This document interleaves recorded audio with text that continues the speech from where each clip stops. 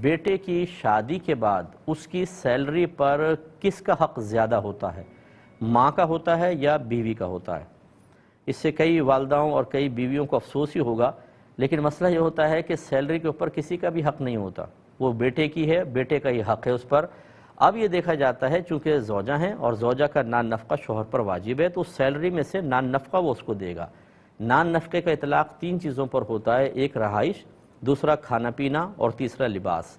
تو اگر وہ اس نے رہائش پرووائڈ کی ہوئی ہے، کھانا پینا جیسے گھر میں وہ شوہر لا کر دیتا ہی ہے، راشن وہ دے رہا ہے اور لباس بنا کر دے دیتا ہے، تو بس اس سے زیادہ عورت کا سیلری کے اوپر کوئی بھی حق نہیں ہوتا۔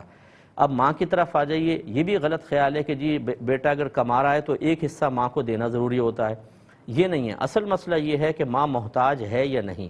اگر ماں کے پاس خرچے کے پیسے نہیں ہیں، وہی نان نفقہ، رہائش ہے، کھانا پینا، لباس وہ نہیں افورڈ کر سکتی، تو بیٹے کو چاہیے کہ اپنی سیلری میں سے اتنا اس کو دے کہ رہائش کا مسئلہ حل ہو، کھانے پینے کا، اسی طرح لباس کا مسئلہ حل ہو جائے۔